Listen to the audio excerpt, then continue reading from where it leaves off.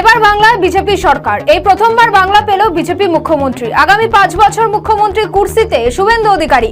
অঙ্গ আর কলিঙ্গ এসেছিল আগেই, বহু প্রতীক্ষিত বঙ্গ দখল করলেন মোদী সারা। বাংলায় এবার শুধুই গেরুয়া রাজ। মমতা সরকার এখন পুরোপুরি অতীত।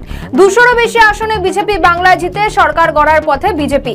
বাংলা বিজেপি দখলের এসে গিয়েছে। এবার কি এই আতঙ্কের রাতের ঘুম উড়ে যাবে পড়শি দেশ বাংলাদেশের?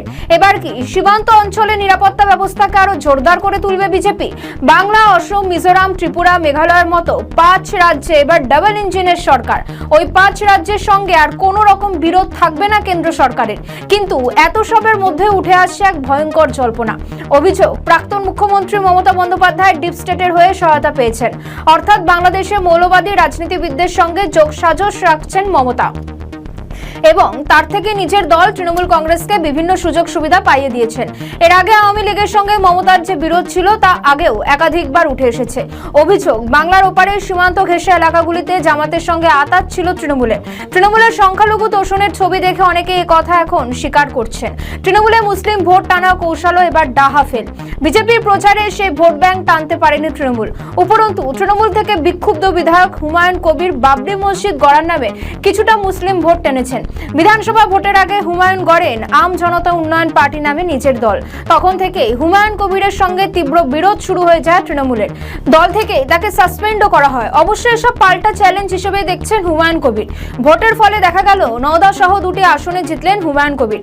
রাজনীতিবিদদের একাংশের মতে মমতা তোষণ করেও মুসলিমদের জন্য সেভাবে কিছুই করেননি। সেখানে বাবরি মসজিদের আবেগকে কাজে লাগিয়ে 2 বিধানসভা ভোটে জিতেছেন হুমায়ুন কবির। আরও একটি বিষয় এবার দেখা গেল, সমস্ত এক্সিট পোলের সমীক্ষায় জানিয়েছিল রাজ্যে 26-এ ক্ষমতায় আসছে বিজেপি, কিন্তু ওই সমীক্ষাকে সেভাবে পাত্তা দেয়নি বেশ কিছু সংবাদ মাধ্যম। বরং বলা হয়েছিল এর আগেও দেখা গিয়েছে এক্সিট পোলের সমীক্ষার সঙ্গে ভোট বাক্সের ফল মেলে না। কিন্তু 4 মে ভোট বাক্স খোলার কয়েক ঘন্টার পরই বোঝা গিয়েছিল এক্সিট পোলের সমীক্ষা 100% ঠিক। বিজেপির ভূমিদস জয় হলো 26-এর ভোটে। নাটকের পরও বাকি ছিল। বিদায়ী মুখ্যমন্ত্রী মমতা ইস্তফা দিতে বেঁকে বসলেন। আমি হারিনি, তাই পদত্যাগ করব না, এই আজব দাবিতে রাজ্যপালের কাছে তিনি গেলেন না। নিজের কেন্দ্র সহ রাজ্যের তৃণমূলে গো হারলেন মমতা বন্দ্যোপাধ্যায়। তৃণমূলে 12 জন হেভিওয়েট প্রার্থীও তাদের কেন্দ্রে হেরে ভূত হলেন। তারপরেও ইস্তফা দিতে রাজি হলেন না পরাজিত প্রার্থী মমতা। এই অদ্ভুত মানসিকতা মমতার অন্যতম বড় রাজনৈতিক ভুল বলে মনে করছে রাজনৈতিক মহল। ভোট পরবর্তী হিংসায় পরপর তৃণমূলে পার্টি অফিস ভাঙা হয়েছে। শুভেন্দু অধিকারীর আপ্তসহায়ক চন্দ্রনাথ রথ প্রকাশ্যে গুলিতে খুন হলেন। আরো কয়েকজন বিজেপি কর্মীও খুন হয়েছেন রাজ্যের নানা প্রান্তে। বাংলা এখন বিজেপির হাতে। আগামী 5 বছর সরকারের রাশ অধিকারীর হাতে। এই 5 বছরে কতটা শক্তিশালী বিরোধিতার ভূমিকা পালন করবে তৃণমূল, সেটাই এখন দেখার।